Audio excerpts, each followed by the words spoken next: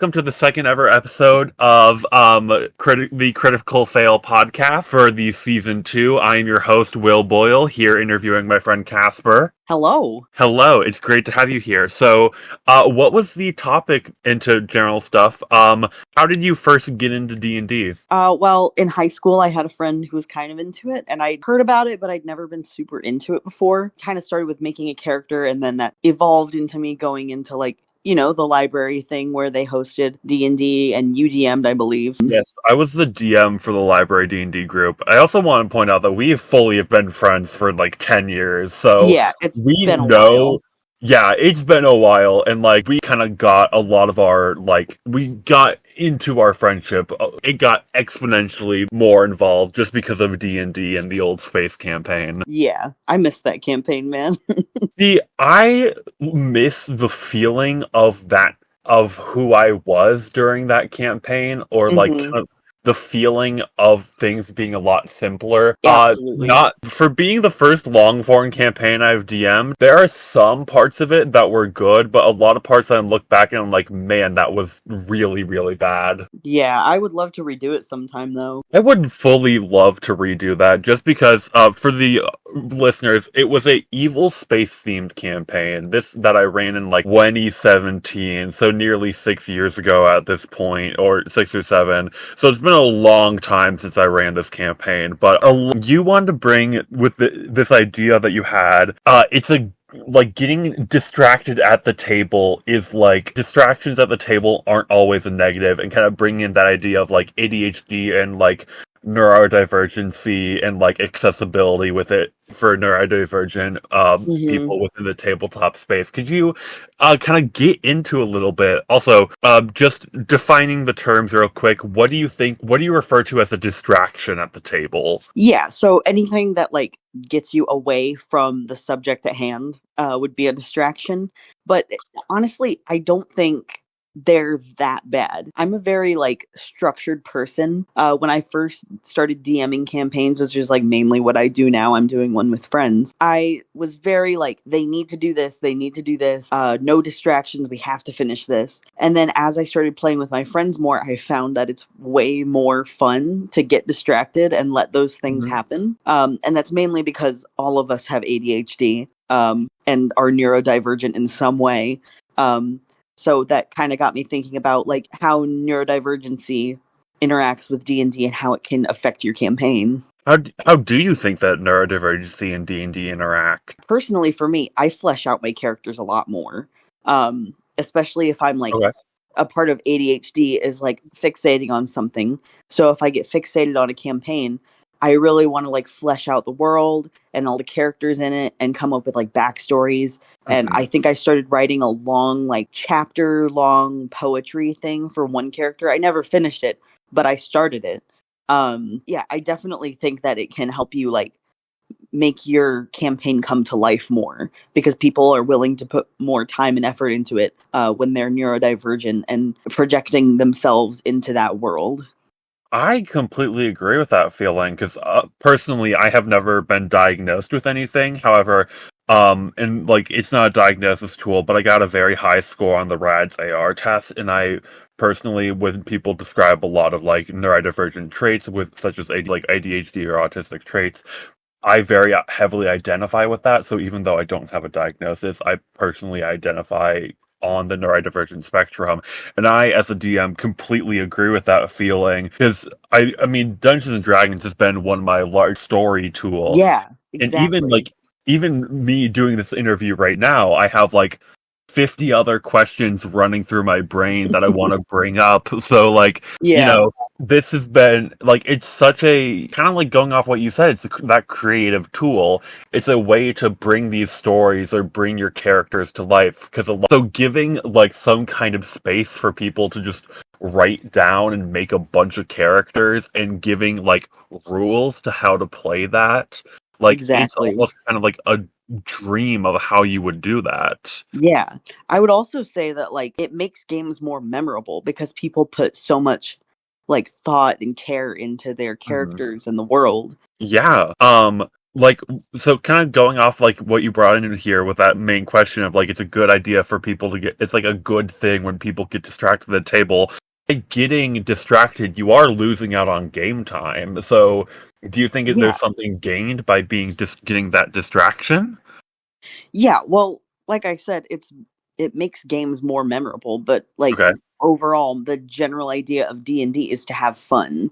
And Okay. I think that getting distracted and like you can bring in like running jokes and like other things like that. You can just have more fun if you get distracted and bring other topics into the game. Yeah, I definitely understand with that. And I also feel like, D&D is largely a social game. So as much as like, you're Mhm. sitting down to roll dice and kill monsters, there is a lot of like, oh, you're hanging out with your friends. So of Yeah. course people are going to be making bits and running like with running jokes at the table. I mean, you look at major actual play shows like Dimension 20, Critical Role, like it's not like they're 100% serious all the time. They Yeah. have running bits. Like it's okay to have running bits. Like that's Yeah, exactly. And I definitely think that being too serious can make the game not fun. oh, totally. And like getting distracted is definitely a part of that. Like let people's minds wander a little bit, you know, if something reminds them of something else, which is another big thing with ADHD, Mhm. just like let them speak that, and sometimes ideas and like new plot points can come of it. There was actually, pulling an example from one of my recent games, there was a moment in which, there was like this kind of powerful druid who, like this centaur druid was like, hey, don't go into this forest, it's cursed. And one of the players offhandedly made a joke of like, oh, great, the forest is evil, it's green apple flavored. And then another one of the players riffed on top of that and like, yeah, we just need to make magic caramel to cover up the green apple based on like, and that legitimately turned into them making the plan of like, hey, if we like use if we take holy water and if we mix that into like some kind of basis for like some kind of magical caramel, would that work? And I'm like, you're going to have to make a die roll for that. And they got like they literally like got a 25 on their like religion check, and like I think it was a nat 20 on their Cook's Tools check, and I'm like, the Whoa. dice said it, so I have Yeah. to let you do that.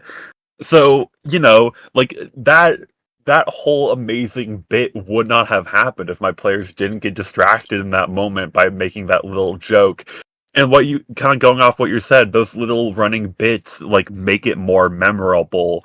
Yeah, exactly. Jumping off of like another point you said earlier, you know, like if it's all serious all the time, it's not going to be fun for anyone. Like there are some tables who like I'm not saying that like people, but I also know for a lot of people they need that kind of like break in, like they need that Yeah. levity, like they need the little bit of a breather of like, Yeah, like you said, it's just hanging out with friends. when do you think a distracted player will sometimes become a disruptive player? Because I know sometimes, like, when people get distracted at the different. When they start like interrupting you, Okay. or bringing up topics completely unrelated to the campaign. Like getting distracted is okay, but if you're just bringing like personal stories or something into it that have nothing to do with the task at hand, How would you, like, as a DM, how would you go about reining that in? like don't make it too tense. That might like ruin the vibe of the whole thing.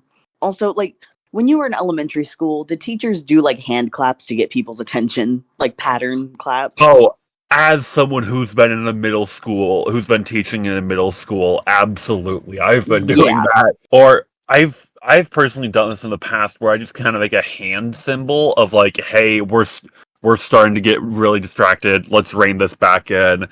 And this might just be a personal thing. I think that happens the most with new players, honestly. I see that Yeah. happening and I feel like there's I'm not saying inexperience, but also like not knowing what's going on so Yeah, that you got to get into the groove of the campaign before you really like stop getting super distracted like that. but also partially not knowing the rules can be another form of distraction where you have to lean in and be like, hey, what is this? What are spell slots? What's the difference between a saving throw and an attack roll? Like, Yeah. So I do understand that there's a level of distractedness that is okay. Yeah. And that can like actually bring about like kind of a positive.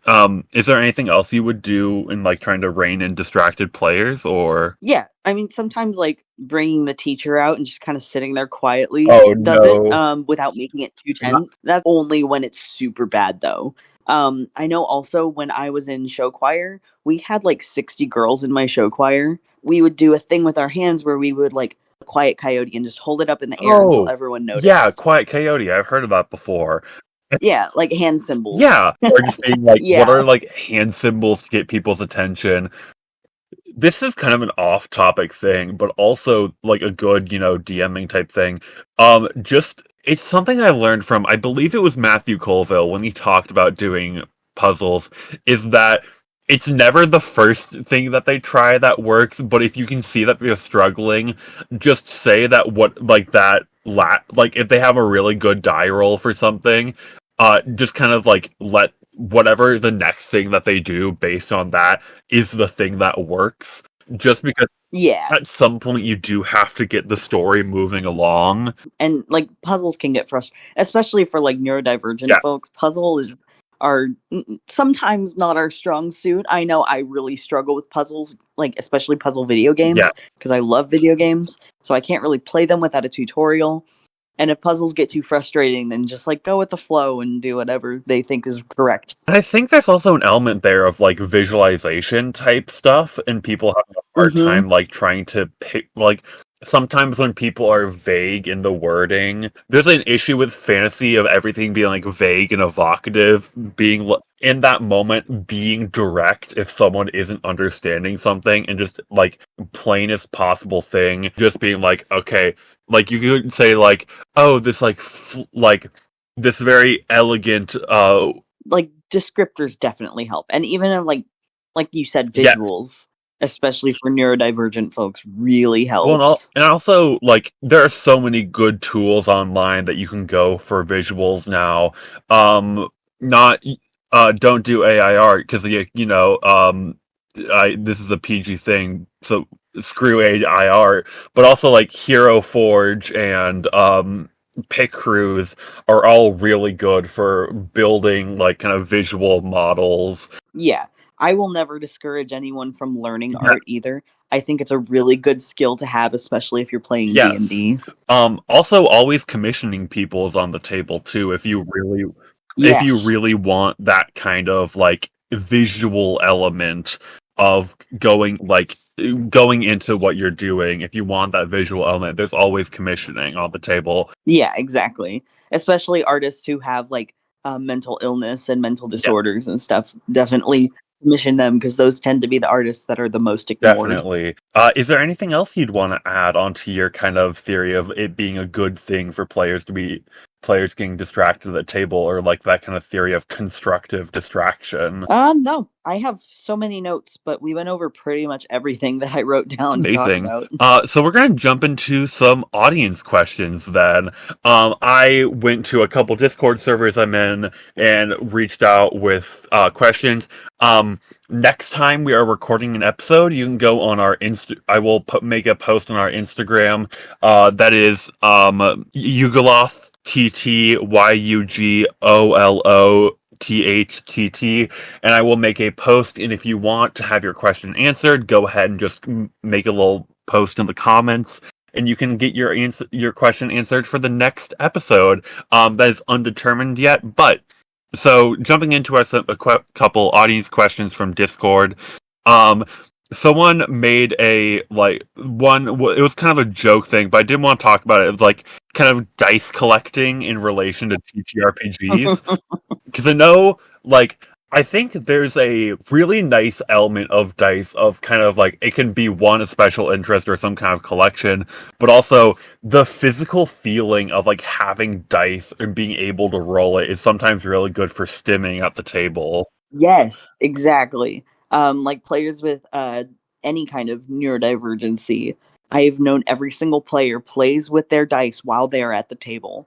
My personal favorite, I really like heavy dice Oh, because of like the weight in my hand. But some people like the little plastic ones and like the shiny. There are so Yeah. many dice to choose from, and especially since like neurodivergent people really like to collect things Hmm. generally, I think it's a really interesting thing to The talk shiny about. little click clack math rocks. And I also feel like Yes, yeah. I also really like metal dice, especially when you start playing with them, how cold they are at the beginning. That's also a really good stimming thing. yeah, It can really help you, ironically, it helps you focus at the table, but also like, always like, and I feel like there's a large part of communication that like if you like people sometimes there's the outside element of like distraction, but like for example for the longest time teachers thought I was never paying attention in class because I was always drawing, but drawing just helps me pay mhm, better attention and sticks into my brain more. So just kind yeah, of like one of it's like, and also just communicating with your table, being like, hey, if I'm playing a game on my phone, or if it seems like I'm just drawing and I'm not paying attention, I am. Or like if it seems like I'm just like, mhm. you know, focused in on my like stim toy or my fidgets, like I'm legitimately focusing on what's happening here. I just need this to be able to like, Yeah, and if you do in-person campaigns, even, like, having fidget toys at your table, I know a lot of neurodivergent people already have those, but, like, having just, like, things for your players to, like, fidget with while they're Mhm. playing can be, like, really helpful to them. Yeah, I really love that. Moving on to our next is how do you handle situations where a character suffers some form of madness without falling into harmful tropes of psychotic people? So I personally don't suffer from psychosis or anything like that, so I'm not super qualified to talk on it. But from what I've gathered, I did look online at a lot of what people had to say about this. The main thing was like, don't make them villains, because that's been done to death. Like the horse has been beaten well past death now.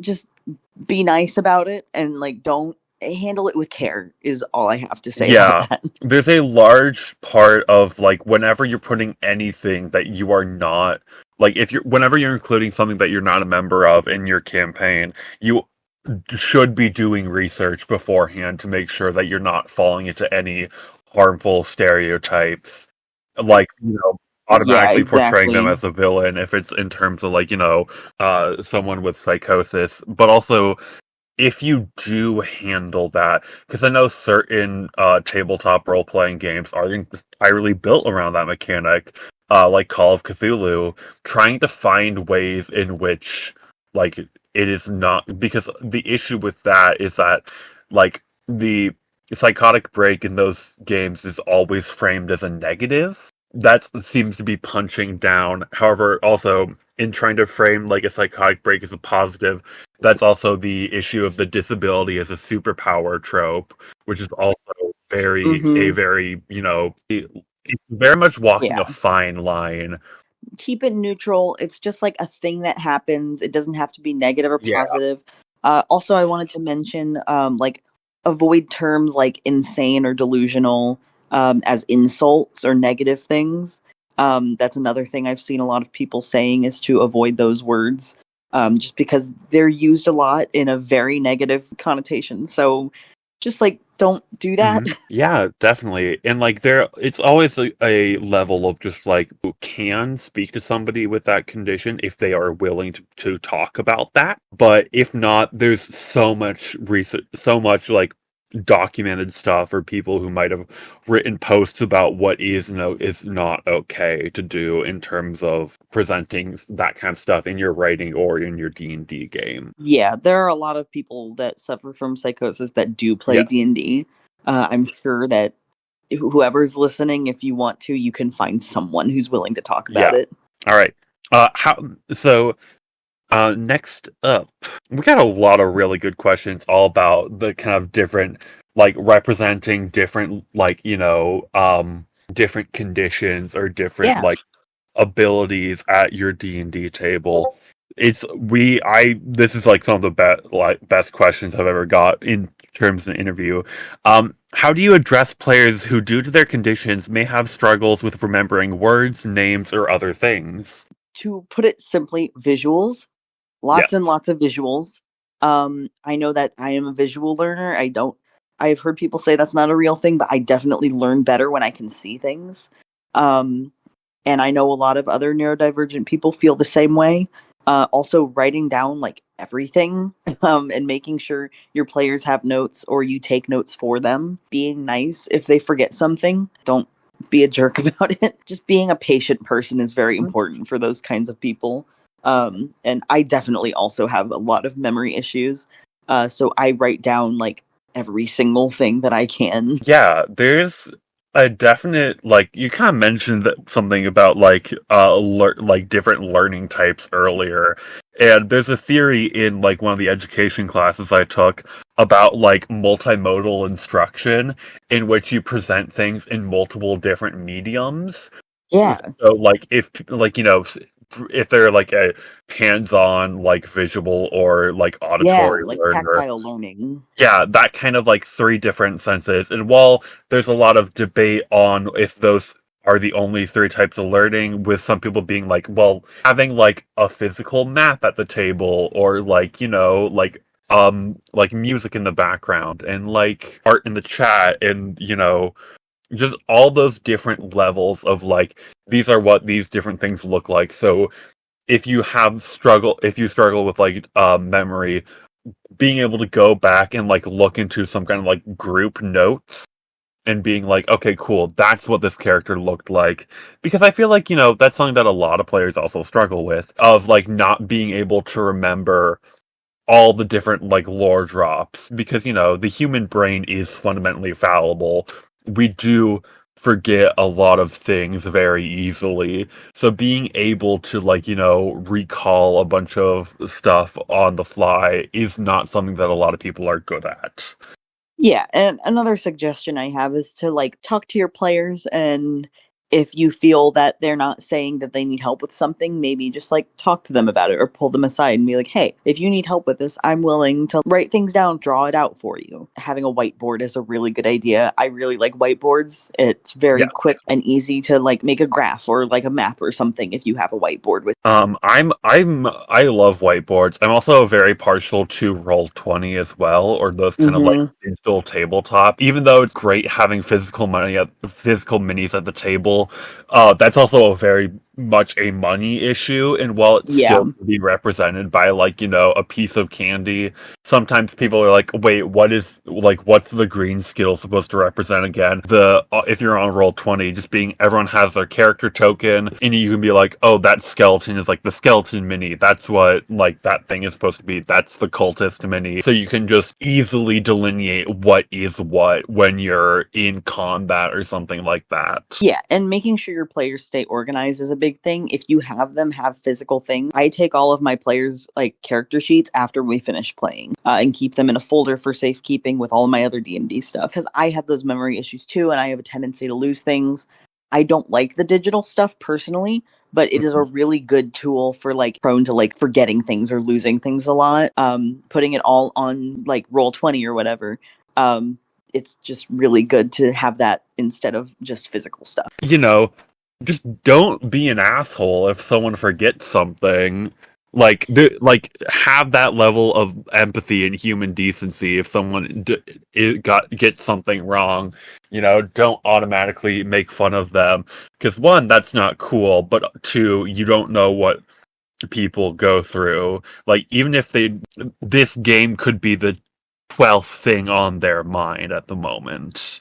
Yeah, I will always say Google Docs and the Notes app on your phone are your best friend. I have been using the Notes app on my phone for like everything since high school. It's just a really good tool to have. And I would recommend it to any DM who has players that struggles with memory. Moving on to our next question here. Do you work to make sure that your neurodivergent players understand the situation of what's happening in the game, like making sure there's visuals and grids for those who struggle with comprehending distance without seeing it? I think we already went into this, but I also feel like that's an issue that I have with Theater of the Mind combat, and why I need to have that physical grid out on the table so I can visualize that, is because Yeah, for me, it just depends on the players. I know I did a campaign with my family a few years ago that I made a grid for. They don't know it, but I do. we all have ADHD, Yeah. and it's very hard to visualize things sometimes. I know, especially for my sibling. For the players that I have now, which are my husband, my roommate, and our other friend, um, I don't really use a grid for any of that. I don't think I do any visuals really. We're all pretty creative. I think it just varies from person to person what they need. Having those visuals is, yeah, very important, like we already talked about, Mhm. and just making things accessible. And like, I know I keep on bringing education theories into this, but there's another theory in education that we learned about in terms of like, how to like people with like on the neurodivergent spectrum, like how do you assist them in the classroom. In There's this one theory that we read of build a classroom where you treat every student as if they had ADHD, so that even the students that have ADHD, like they aren't singled out, and Yeah, they don't feel othered for having those accommodations. There is that feeling of like, if you are singled out or if you are the only one getting something, you will like that kind of feeling of ostracization that is unfortunately very real in our society for people who have any sort of disability. yeah, that isolation is accessibility. It doesn't make things worse for anyone. I think it's very important to have that, even if your players are neurotypical, to have those resources and stuff. Because again, everyone, even if they're not neurodivergent, they learn in different ways and visualize things differently. And making sure things are like different for everyone. Very, again, very important. I keep saying that, but it is very important. I mean, this entire issue is something that is very important, because the fact that we have to be having this conversation alone proves that there are gaming spaces in which it's an issue. The next question I was going to bring up is, do you tend to feel unwanted / incompatible at a table comprised mostly of neurotypical people? I don't know if you have had any experiences with this, but Yes. I don't remember where this was, but it wasn't just us. It was like at a campaign with some other people in a shop somewhere. oh, I don't remember exactly where this was. was it Adventurers League? Yeah, you know what I'm talking about. And I don't know, it just didn't feel the same. All of my friends are neurodivergent in some way because, we tend to bond better. Never want to do that again. Like it D&D is fun, but I have more fun when I'm doing it with people who I know me and know my needs. And playing with neurotypical people just doesn't feel the same because I'm not given the leeway that other people give me that know like what I need from them. I very much agree with that. I mean, I've been in so many Adventurers League tables to the fact that I kind of got used to that feeling, because, Hmm. I was at that point, I really didn't have a lot of people to play in D&D with, because we were all very busy with, like, junior year stuff at that point. Be like kind of that difference of going at like tables of, to a spirit experience with your friends in that kind of comfortable environment where most of you are neurodivergent and everything is kind of understood, or you all have very like similar thought patterns, is very helpful to, to be able to enjoy the game in the way that, you want to. It's different for everyone. The way everyone wants to play D&D is like it varies from person to person. Mhm. But me personally, D&D is like an escape from reality, and it's like a chance for me to tell a story. It's different for everyone, and when people don't know like what you need from D&D and you're not familiar with the people you're playing with, it just doesn't feel the same, you know? Yeah, and like one way that would help is by having that open communication, but also that is assuming that we live in a perfect world where people are Yeah. understanding of, neurodivergency, and people are open to that communication, which unfortunately a lot of people aren't. And it's something that we do have to work towards, but it is something that can be, I do believe that that's something that can be accomplished, or we can work to make gaming spaces more safe for people who have those different levels of ability. Yeah.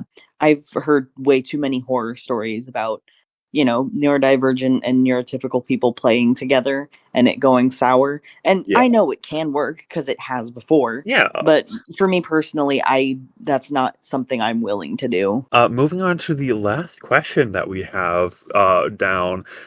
Representing something like ADHD or OCD is commonly seen and mostly done well, but how would you as a DM/player treat something like DID or PTSD, which most commonly get shown very poorly?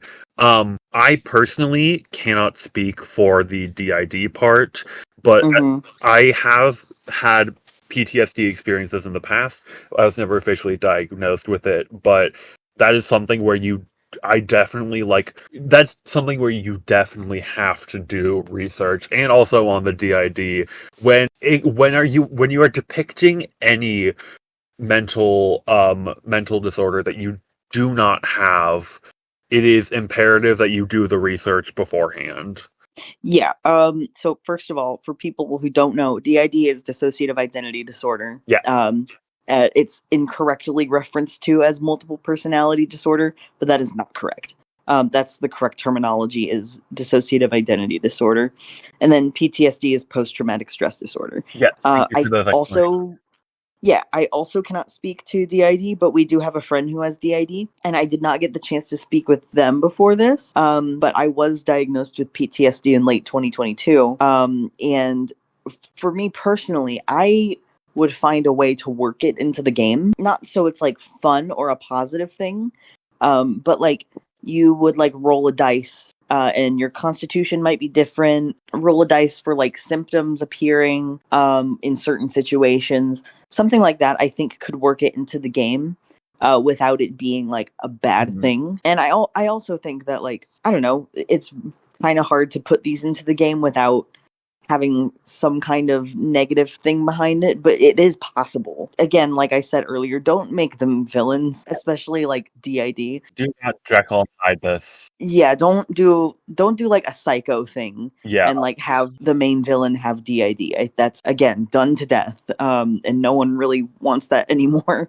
Like I guess it can be interesting, but not as villains. To a certain degree, you have to, from a mechanical standpoint, yes, if you are putting that into the game, talk to your DM if you want to either just have that role play thing or a mechanic, but also what the thing you have to ask yourself is, why do you want to include this in your game? Like, what story purpose or what narrative purpose does doing this serve? Is this to further the story, or is this because you think this is going to be an idea? Now that's something that you have to think about whenever you include anything in your D&D game, of why is this there? But with something as something that can be done very poorly, such as DID or PTSD, you really have to ask yourself, why are you doing this? And if it's just because you think it'd be cool, you probably shouldn't be doing this. We watched the show Moon Knight together. Yeah. I highly suggest it. It's very good. If you do it like that, then go for it. We watched it with our friend who has DID. He thought it was, for the most part, pretty good at representation. So if you want a good example of it done with a protagonist, I would watch Moon Knight. It's on Disney Plus, not sponsored, but no, but yeah, definitely watch that if you want a good example of it done, or relatively good, I guess. But yeah, I think it's a really good thing that you brought up of think of how it will deepen the story by bringing this in.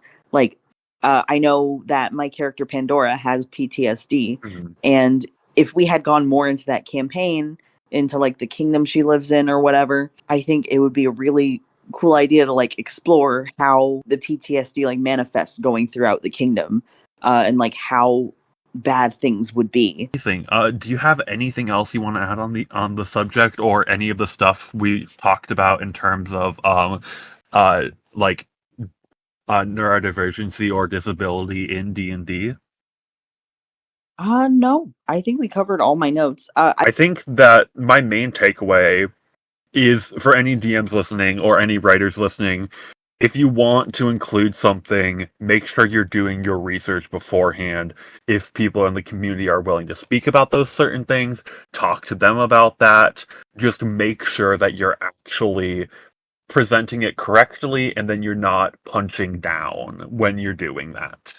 Yeah, communication, care, once again, very important. All right. So this moves us to our D20 question. We're going to have a. Do you have a D20 on you or around you? So this is our part of the show where I have a list of 20 questions. I roll 2D. I roll 2D20. I give you two questions that we can talk about, and then just general stuff from the TTRPG space. So 8 and 18. So either least favorite NPC you've come across, or funniest D&D story. Least favorite NPC. Okay. Oh my god, I don't even remember his name, but I created this character. It's like a Ghostbusters campaign that I did, or I am in the process of doing it. Where my players, will go out and slay the undead as like a job. And there's this character I made. He's like a real estate agent of some kind. He's a halfling, fat little guy. He's super short. He wears a tuxedo with a top hat. He's just a scumbag. I hate him. But in like a loving way. Like, look at this messed up little child that I've created. No one likes him. All of my players hate him. I hate him. But I want him in my campaign more. I don't know if they can hear me in the other room, but he is the main villain. Oh my god. That has not been revealed yet, but I really am excited because imagine them hating him more than they already do. I think that there's something so funny in just creating the worst characters possible. Because mine was also going to be that he was a very rotund dwarf named Sir Jebediah Piss III. Piss was spelled Pihsse. And he was spying. He had his familiar spying on the party, but he was still a dwarf that talked in like a thick, weird Southern accent. He kind of just like talked like this all the time. And so he would show up and he was like, hey, it's Sir Jebediah Pace. It's nice to meet y'all. Everyone would be like, what? Who is this character? What is he doing? And then when I revealed he was evil, they were like, no shit. Like, we hate this dude. I did also have Eric Cartman from South Park as an NPC God. at one point. And they made me do the voice, and I'm never doing that again. You do the voice? No. No? Okay. I can do like a meh, but that's like all I can do. Yeah. Alright. Worst thing I've ever done. Truly. I think there's something so funny about having like characters with like very unreal voices show up. And yeah, that for a lot of South Park characters, just like don't. Yeah. Like having characters with those like weird voices show up. It's so like, and then you do, and like everyone's like, "Oh, I want to talk to this character more." I'm like, "No, I don't want to keep doing this voice." Yeah. Another one I have is like he's a object head, but he has like a bunch of cracks in his head, and his name is Sir Humphrey Dumphrey. And he just kind of is constantly sucking in air, and he's just very anxious all the time. And just he started off as a bit NPC, and then he kept on popping up, and they kept on asking to talk to Humphrey, or I would just throw him in the back of scenes to the point where they all just fell in love with this just very sad man. Oh, you know what? I think I just remembered the name of that character I mentioned. What was his name? I believe his first name was Xbox or something. Xbox? Something like some gaming console, maybe PlayStation. It was definitely something like that. But I didn't name him that. I think I named him like the initials of that. I love that. So kind of moving into our penultimate section, and the what's making you happy this week. This is something I stole from the pop culture happy hour, where they just kind of go talk about what's making them happy this week, stuff that is happening, or just things pieces of media that they're enjoying right now. Do you want to start first, or should I go first if you still need time to think? You go. So I have been working a lot on my RPG system lately this week, and for the past couple, like I have all the classes built and everything to the point where I think we're ready to go to playtesting, which I'm going to do for my birthday this year. So Ooh. I'm really excited. It's building this system has been like 3 years in the making, where like I would like start and stop working on this. I believe I started in like late 2021 on I mean Dang. early 2021, so not like I've spent a long time working on this, so to finally like have enough to play test and like I've built a bunch of characters into, and I just need to run combats to see if it's actually fun. I re-enrolled in college, so that's cool. That is Um, so amazing. I'm so happy for you. yeah, I'm doing arts and communications, and then it's community college, and then I want to transfer into a 4-year institution and do communications. Yeah, one day I will get a master's in library science, but that day is not today. For now, I am in community college. That is absolutely phenomenal. Just well we're about at that 1 hour mark, so we are close to being done. Is there anything you want to out before you go? Anything just in general, or like anything you want to I plug? want to shout out my best friend Aesop Woo! because we've been friends for like 13 years now. It's been a while. And he was like the first person that got me into D&D, or one of the first at least, and has been with me through all of those highs and lows. Thank you all for joining me on this episode of the Critical Fail podcast. Thank you, Cass, for coming to talk to me today about this very important issue.